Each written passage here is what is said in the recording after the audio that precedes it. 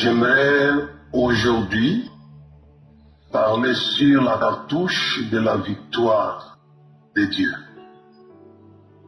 Dieu connaît bien les combats auxquels les chrétiens sont confrontés dans le monde. Non pas simplement les chrétiens, même les anges sont confrontés à des guerres. Alors il y a des guerres et des guerres dans le monde invisible. Paul le disait à l'église d'Éphèse que nous n'avons pas lutté contre les sang et la chair, mais contre les dominations, les autorités, les puissances, les organisations occultes du monde des ténèbres qui essaient de soumettre le monde à la volonté de leur patron, car à la volonté de Dieu. C'est des guerres. Et pourtant le Seigneur avait demandé à l'Église de prier pour que la volonté de Dieu soit faite sur la terre, au ciel, dans le monde des anges. Il n'y a pas de guerre, sauf dans le monde des anges qui doivent intervenir sur la terre. C'est la terre qui est soumise à la guerre. Il y a des moments parfois nous sommes épuisés par la guerre. On n'en peut plus. Et je crois entendre un chrétien quelque part dans un pays, dans une nation dire « J'en ai marre, je n'en peux plus, je ne peux pas continuer cette vie. Douleur sur douleur, souffrance sur souffrance, peine sur peine. » Et cela est vrai. Quand Jésus a été confronté à la guerre, il n'a pas soutenu cette guerre pour un jour. Ça a pris 40 jours et 40 nuits de guerre et de guerre. Ça prendra le temps que ça prendra pour vous, mon frère. Pour vous, chers serviteurs et servants du Seigneur. Mais Dieu a une cartouche de victoire. Dans toutes les guerres, cette cartouche ne rate jamais l'acquisition de la victoire et de la défaite de l'ennemi.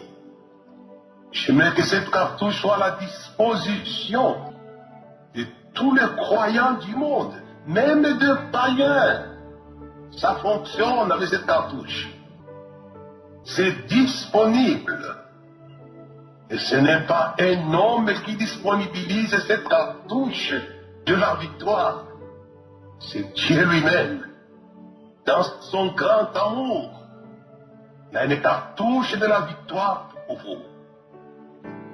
Quelle que soit la guerre que vous soutenez contre les puissances occultes des ténèbres, vous êtes aimés. Et c'est à cause de cet amour que Dieu va disponibiliser à la fin de la guerre sa cartouche de victoire. L'apôtre Paul disait, si Dieu est pour nous, qui sera contre nous? Qui peut nous vaincre? Sera-ce l'angoisse, les tribulations, les dangers, les périls, la largeur, la hauteur, la profondeur? Dans toutes ces choses, nous sommes plus que vainqueurs par celui qui nous a tant aimés. Vous êtes aimés, le monde. Dieu a tant aimé le monde, il a donné son Fils unique. Vous êtes aimés. En toutes ces choses, nous sommes. Je suis, vous êtes plus que vainqueurs.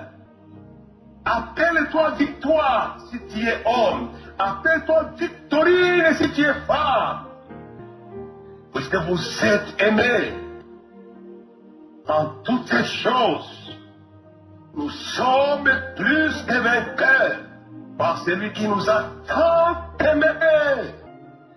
Nous sommes aimés. On peut voir. Satan peut tourner tout contre vous, mais vous êtes aimés. Vous êtes aimés. Et le monde est aimé quelle que soit la puissance du péché qui contrôle le monde, mais le monde est aimé. Aimé. Et je peux dire aux pécheurs que vous êtes aimés, car Dieu a tant aimé le monde. Ce n'était pas un monde saint, c'était un monde corrompu, pécheur, méchant. Mais Dieu aime ce monde, soumis à la volonté de celui qui veut perdre le monde, qui met en action sa toute puissance pour perdre le monde. Mais le monde est aimé. J'aimerais que les chrétiens puissent avoir une bonne vision du monde, des pécheurs qui les entourent. Souvent nous les condamnons d'une manière prématurée à l'enfer, à la perdition éternelle. Ce n'est pas cela la volonté, la vision de Dieu. Car Jésus est venu dans le monde, c'est une parole certaine et digne d'être reçue. Que Jésus est venu dans le monde pour sauver premièrement les pécheurs. Sa mission d'amour sur la terre, c'est le salut des pécheurs. Puisque Dieu les aime, car Dieu a tant aimé le monde, il a donné son Fils unique, afin que quiconque croit en lui ne périsse point, mais qu'il ait la vie éternelle. Il y a de la place dans l'éternité de bonheur, puisque Dieu aime le monde. Dieu ne veut pas vous voir aller là où Satan veut vous voir aller. Dieu vous attend de l'autre côté. Car Dieu a tant aimé le monde. Il a donné son Fils unique. Son Fils, l'agneau de Dieu qui ôte les péchés. Disait le prophète Jean-Baptiste, voici l'agneau de Dieu. Voici l'agneau. Voici l'agneau de Dieu. Et c'est celui-là qui peut vous conduire dans les demeures éternelles. Et j'aimerais que l'Église comprenne pourquoi il faut prêcher la croix. La prédication de la croix est une puissance. Est une puissance pour ceux qui sont sauvés. Ne prêchez pas autre chose, mais présentez au monde la solution finale, la croix de Jésus. Puisque Jean-Baptiste l'avait présenté dès le départ de sa mission, comme l'agneau de Dieu qui ôte les péchés du monde. Il est l'agneau. Et nous le verrons dans le ciel comme l'agneau de Dieu. Dans l'Apocalypse chapitre 7, si vous descendez vers le verset je crois né, Malek 17 dit, je voyais une foule qu'on ne pouvait pas compter, de toute nation, de tout peuple, toute tribu, devant les trônes, avec des robes blanches, quels que soient vos péchés. Le sang de Jésus est suffisant pour les laver. Et l'ange dit à Jean, d'où viennent ces gens-là? Ce sont ceux-là qui sont passés par la grande tribulation. Vous aurez des tribulations dans le monde, mais prenez courage, j'ai vaincu le monde. Quelle que soit votre grande tribulation, il y a une solution finale. La dernière cartouche est disponible pour vous. Oh, alléluia. Quel que soit le malheur que le diable impose à l'humanité, la solution finale est disponible.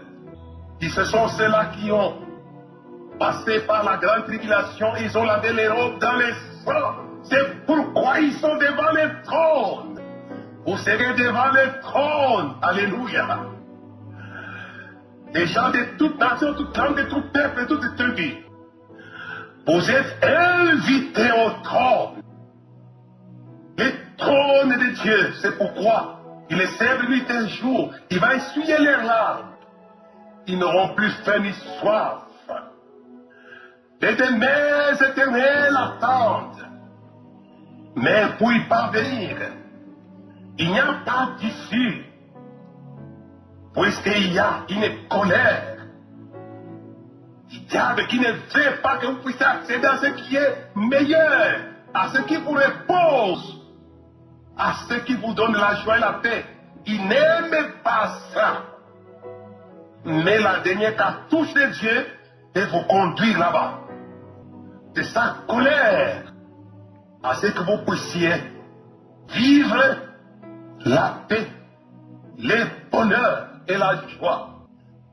Et j'aimerais que vous puissiez comprendre qu'il y a cette disponibilité pour chacun. La dernière cartouche que Dieu met à la disposition des guerriers de la foi, ceux qui combattent dans le monde, la dernière cartouche que Dieu a mise à la disposition de Moïse en Égypte. Elle est encore disponible pour vous, pasteurs, dans les combats que vous menez pour le salut des âmes, pour l'établissement de l'Église, pour la croissance de l'Église. Je ne sais pas d'où vous êtes, où vous êtes, quel que soit. Je vous propose à ce que vous puissiez recevoir cette dernière cartouche que Dieu propose à Moïse. Moïse est confronté à la vision que Dieu lui avait donnée, qui consistait à sortir Israël de l'Égypte pour l'amener dans un pays où coulait le miel. Parfois vos visions n'arrivent pas, vous avez des visions, pasteurs, mais qui sont confrontés à des guerres et des guerres. Et vous ne vivez pas vos visions. Moïse avait une vision en quittant le désert. Il avait une mission en quittant le désert. Sortir Israël des pays de l'Égypte, l'amener dans un bon et vaste pays où coulait le miel. Et quand Jésus quitte le ciel, il avait cette vision de sortir le monde de la puissance des ténèbres et l'amener dans la maison du Père. Et tous ces hommes de Dieu, que ce soit Moïse, que ce soit Jésus, ont été confrontés à des guerres fratricides. Peut-être que vous n'avez pas de vision comme celle de Jésus, comme celle de Moïse. Vous pouvez avoir aussi une vision quelconque. Il y a des choses que Dieu vous a dites. Vous voulez les atteindre. Vous gênez, vous priez. Les années passent. Et rien ne semble bouger. Mais ces hommes de Dieu, que je viens de vous citer, les deux principaux, Moïse et Jésus, ils ont recouru. Jésus n'avait pas d'autre choix. Il est venu se battre pour l'humanité. Il est venu se battre. Car c'est une mission que Dieu avait préparée de le jardin d'Éden. Quand l'homme est tombé entre les mains de l'empire du mal, puisque le serpent était rusé, il a conduit l'homme et sa descendance dans ce qui n'était pas souhaitable pour l'homme et pour Dieu, que pour Satan qui souhaitait ça. Et Dieu avait dit, je vais régler les problèmes à la tête du serpent qui avait conduit. Quelle ingéniosité Dieu pour conduire les femmes, les hommes dans des malheurs insolubles. Mais aujourd'hui, j'aimerais vous dire, en tant que prédicateur de l'Évangile, que la chose la plus importante, c'est la dernière cartouche, le terminator. Il va terminer votre problème. La cartouche de Dieu va terminer. Il va dire goodbye à ton problème. Et en Égypte, Dieu dit à Moïse de faire un dernier miracle. Il va vous laisser partir. C'est une cartouche contre laquelle l'entêtement, l'anticissement, la résistance de Satan lui-même ne peut. Et Dieu propose cette cartouche. Mais avoir la cartouche, c'était quelque chose qui paraît fou. Quand Dieu bombardait l'Égypte avec les crapauds, avec les ténèbres, avec les poux, c'était une guerre atroce et Moïse avait soutenu pour réaliser la vision que Dieu lui a donnée. Avoir une vision, c'est une chose, mais pour la réaliser, ça n'est une autre. Il y a des guerres. Dès que Dieu vous donne la vision, vous serez soumis à une guerre pour arriver à la matérialisation de la vision comme Joseph. Jeune encore dans la maison de son père, il reçoit la vision. Quelle guerre qui commence dans la maison de son père. Ses frères lui mènent une guerre fratricide. Qu'importe les gens qui vous mènent des guerres contre les visions de Dieu, vous y sortirez vainqueurs. En toutes ces choses, nous sommes plus que vainqueurs par celui qui nous a aimés. Joseph était aimé de Dieu. Il était aimé, le berger d'Israël était aimé de Dieu. On peut voyer, mais vous êtes aimés. Et c'est pourquoi, arrivé dans la maison de Potiphar, là encore une calomnie commence. Il est jeté en prison. Et en prison, il est oublié par les gens pour qu'il a fait du bien. Les gens vous oublieront, qu'importe. Votre vision s'accomplira et s'accomplira certainement et fidèlement et totalement. Et Joseph a vécu l'expérimentation lorsqu'il arrive à la primature dans les pays de Pharaon. Mais ce n'est pas cela sur lequel je suis en train de parler aujourd'hui. Je suis en train de discourir. Et quand nous discourons ces questions, ça libère la puissance de la victoire. Puisque je suis en train de discourir sur la cartouche de la victoire. Il y aura la victoire pour ceux qui me suivent. Nous parlons victoire et vous allez voir victoire. Et la libération est la libération. Prophétise ces ossements de ce chien qu'ils vivent. Et il avait prophétisé, il a parlé, et ça marchait, ça fonctionnait. C'est quoi nous prêchons. Moïse est au bout de son souffle. Il est essoufflé. Et Dieu voit qu'il est essoufflé.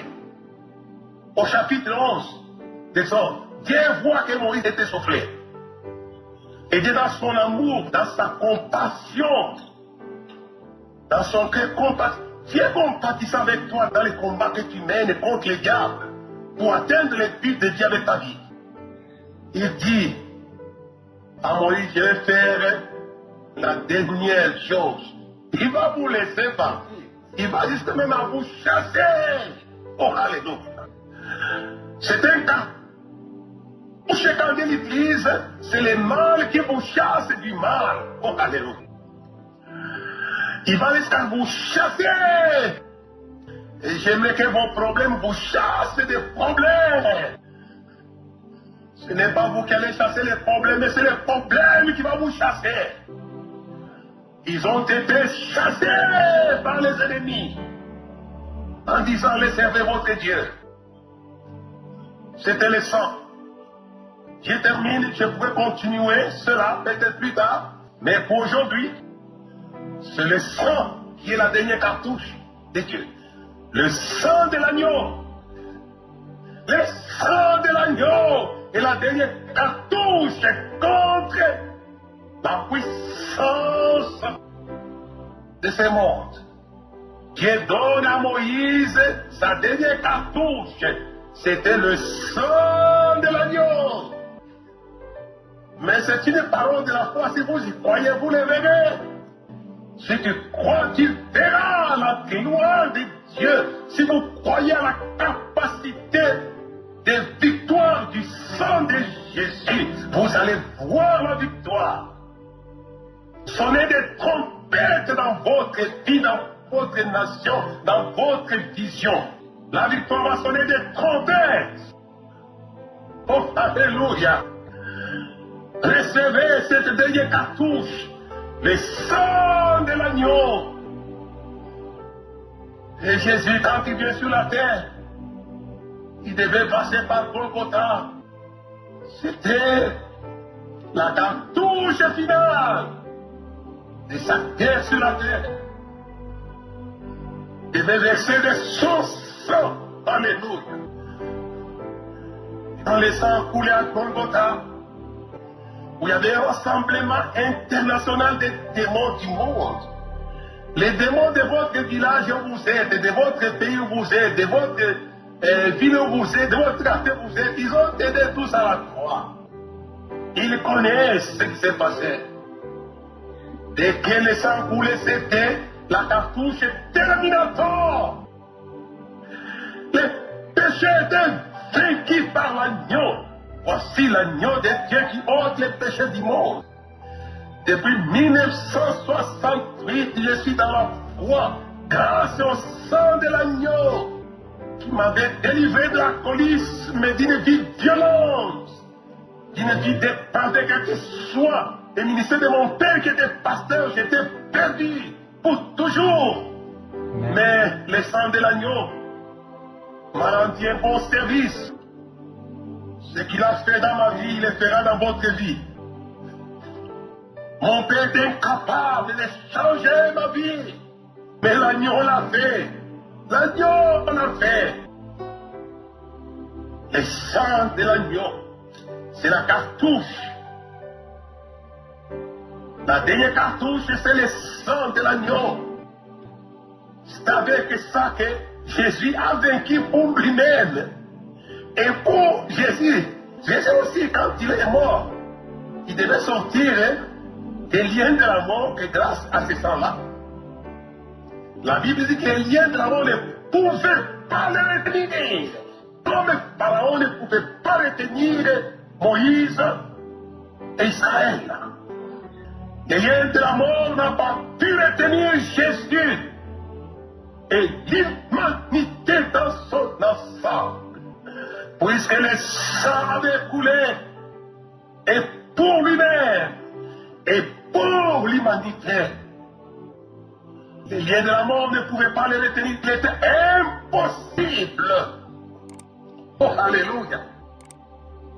C'est impossible que tu restes sans victoire avec la dernière cartouche. C'est impossible. Impossible. Impossible qu'Israël reste avec l'envoyé Moïse dans les verrous des pharaons, sa cavalerie, sa sorcellerie, sa magie. Impossible. Et il venait de terminer. L'agneau a terminé vos problèmes. C'est le terminateur des problèmes de l'univers. C'est l'agneau qui a été prédestiné avant la fondation du monde. Dieu connaît l'agneau. Connaît l'agneau. Il règle les problèmes de l'univers. Ce point l'avait dit. Il te montrera talon et quand il va l'écraser à la tête. L'agneau avait écrasé le diable. Et c'est pas sa mort qu'il avait détruit. C'est lui qui a la puissance de la mort. C'est pas son sang qu'il a détruit, c'est lui qui a la puissance de la mort. Il est impossible que Jésus reste dans les liens de la mort après la croix. C'est impossible. Puisque l'agneau avait sorti et Moïse l'envoyait, et aussi Israël. C'est une chose parfois que l'Église ignore, que le sang de Jésus l'avait sorti lui. Puisque l'ange qui est descendu pour sortir Jésus de là, il devrait avoir comme base légale de sa sortie le sang. Ce point est écrit dans Apocalypse chapitre 12. Ils l'ont vaincu à cause du sang. Le sang est suffisant. Non pas pour te sortir en tant que leader d'un ministère, d'une assemblée, d'une église, d'une famille, mais aussi sortir ceux qui sont à ta disposition, ceux que tu as placés sous ta responsabilité. Laissez-moi terminer en vous disant que le sang de l'agneau est valable pour chaque famille de la terre. Puisque Moïse avait aspergé le sang, demandant à Israël, chacun s'il est l'into de 100 personnes. Oh, alléluia, vous pouvez sauver votre famille. Ma famille, elle a été sauvée. Votre famille a été sauvée. Vous pouvez la sortir d'une vie qui vous fait du mal. Quand Satan vient vous faire du mal, il fait du mal à ceux qui sont plus proches, car ce sont des problèmes sensibles, comme l'a fait avec Job. Mais le sang devrait régler ces problèmes-là. Donc, cette cartouche de la victoire, la cartouche terminator est valable pour toutes les familles de la terre, comme ça a été valable pour toutes les familles d'Israël. Mais faites-le par la foi. J'aimerais que le Seigneur vous aide. Je vous comprends bien, je suis un homme de guerre depuis ma jeunesse de la foi. Je sais qu'il y a des moments où vous traversez par des angoisses, vous dites, il n'y a pas de sortie dans cette affaire. Mais aujourd'hui, la voie de sortie, ce n'est que le sang. C'est la voie de l'exode. Je souhaite l'exode, non pas l'exode pour rentrer en Égypte, non, non. L'exode pour quitter le négatif vers le positif. Il n'y a pas d'exode là. Il n'y a pas de sortie.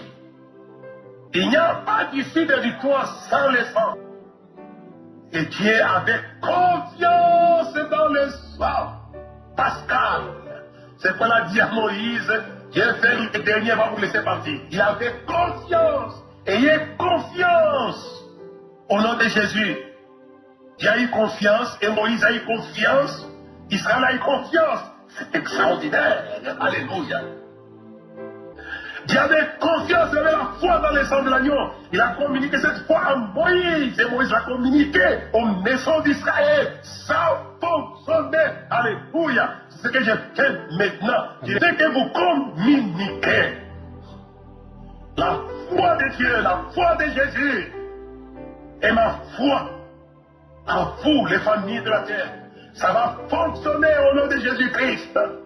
C'est la cartouche finale, le terminator. La foi. La foi. Les gens n'ont pas la foi, ils ne croient pas. Paul disait à l'église de Corinthe, la plus grosse pentecôtiste de son époque, et il avait dit, je n'ai pas voulu que vous connaissiez autre chose que Jésus-Christ et Jésus-Christ crucifié.